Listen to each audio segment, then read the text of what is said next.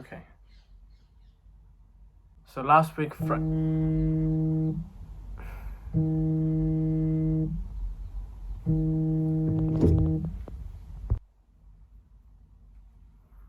Hello? Yeah.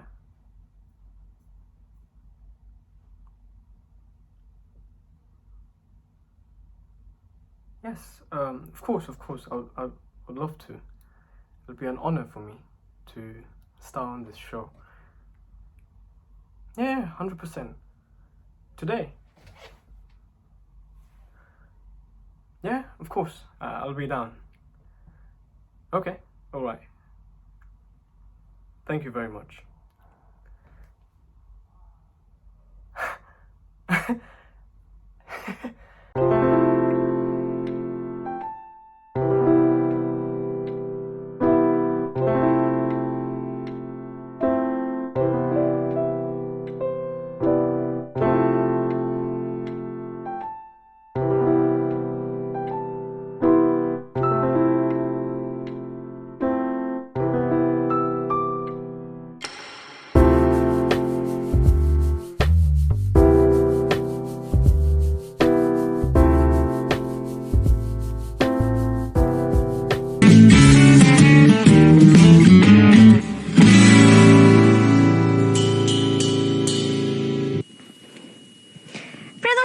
Happy Sunday, of course, and welcome back to the second segment of today's episode of our Sunday show.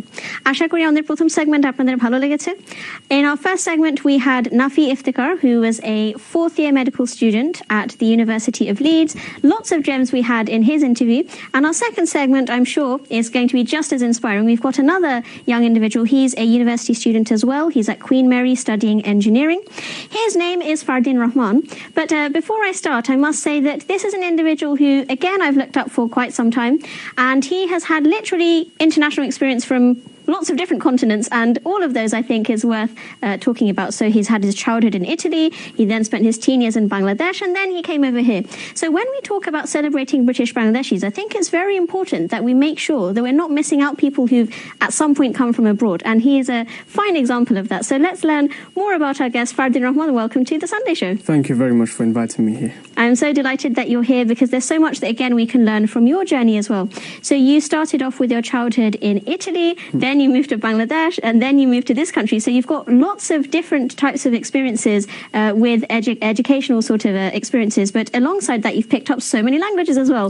So, of course, you're fluent in English, your Bangla is excellent, and then you're also fluent in Italian, and you've learned other languages as well. So I think all of those make you quite a well-rounded person, and you have a broad perspective of things, which then you can take into other professions. So tell us a little bit about your childhood in Italy. Let's go back to the start. I think such good old days, I think. I would say a child would prefer like the best childhood you can get in Italy. It's wonderful to be there. The food, the environment, the school, everything just makes me feel like I wish I could go back and relive these moments. But when you went from Italy to Bangladesh, then you had to be immersed in a very sort of fast-paced environment, speaking in Bangla, writing in Bangla. So I don't suppose in Italian mainstream school they taught you to read and write Bangla. So how did you learn Bangla at such a high level so that when you can go to Bangladesh, you can just straight immerse yourself in there? I think all the credit for that goes to my parents. They made sure that whatever I do, I don't get too far away from Bangla culture, the language, and the education there.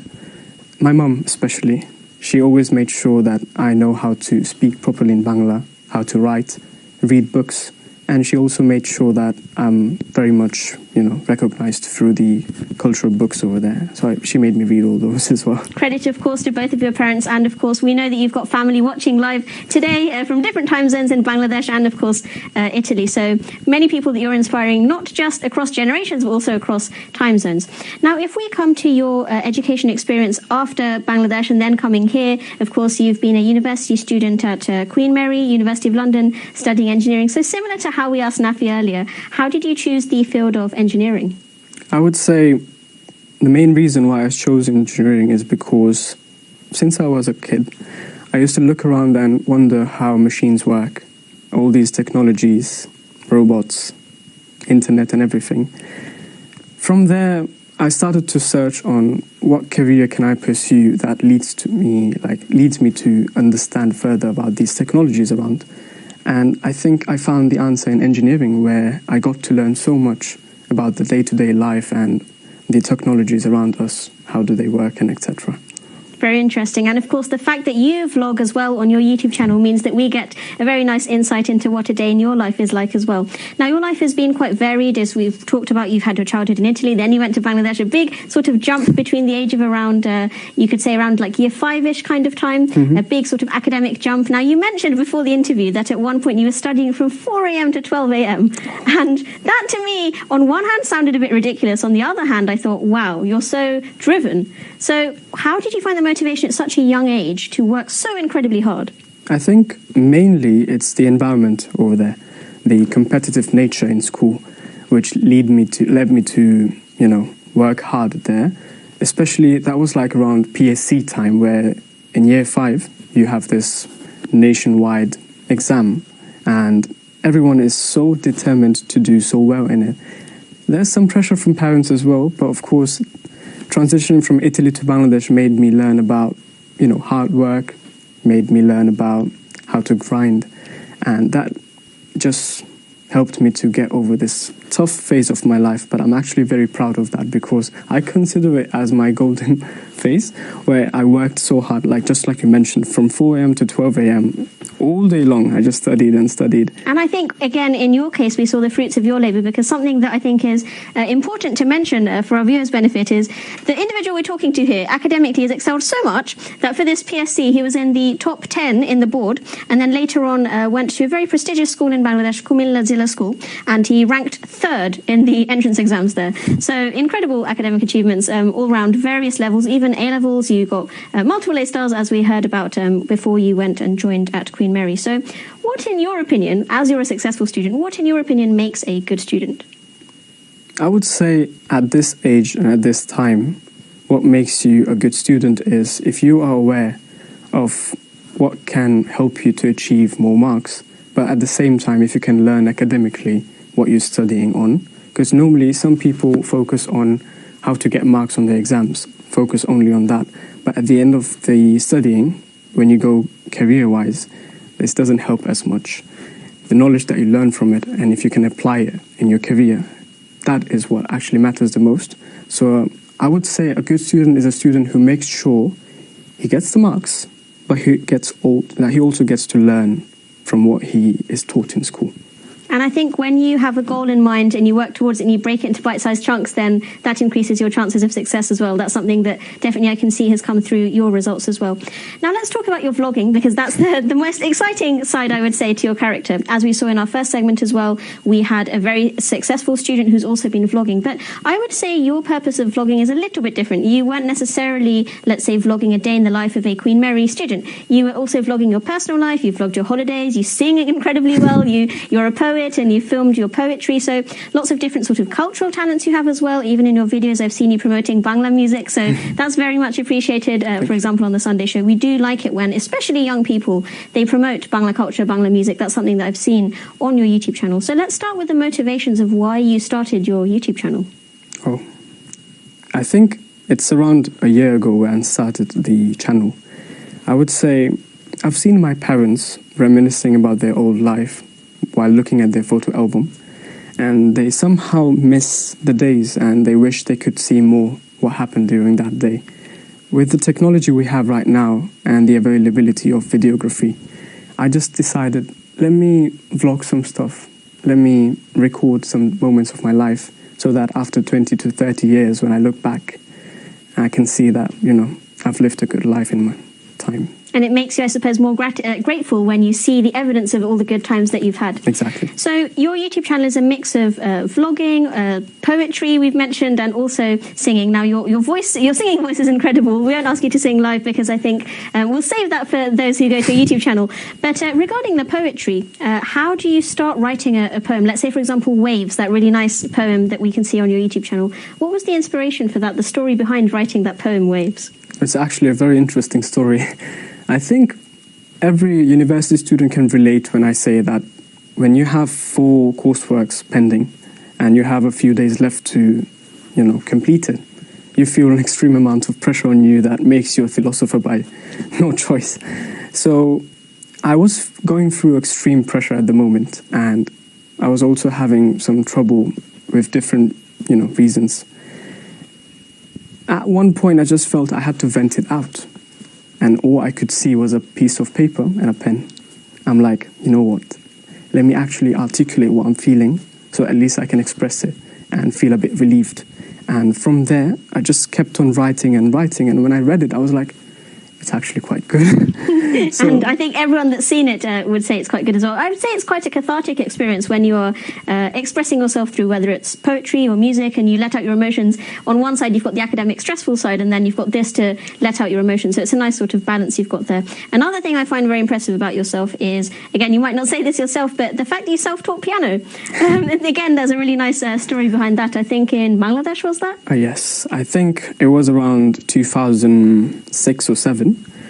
Back in those days, you used to have these small smartphones where you would get these apps, let's say like, Angry Birds, Talking to Them, etc. I downloaded this piano app in my mum's phone, and just before sleeping, I was just randomly playing keys. I played 3 keys, and it felt like, oh, I heard this somewhere. And I started exploring the next keys and going left or right, which made me feel like, you know what? If I give it a try and give it some time, I might actually learn how to play piano. And from there, I kept, playing it over and over again, which led me to learn how to use a piano. So I really admire how you had this sort of hunger for learning new things. We've seen that, for example, when you were switching international borders and learning a new culture, or adapting to a new culture, and then learning new instruments, learning new languages, so many different things you've learned. You've sort of got a positive addiction to learning good, new, useful skills. So let's now talk about your visit to China, because of course that's a completely different country, not a country that I guess most of our viewers would have had the opportunity to go to. So what was the context for that trip? I think I was in my college days, and there was this trip that was organized by my college of 14 students and 3 teachers.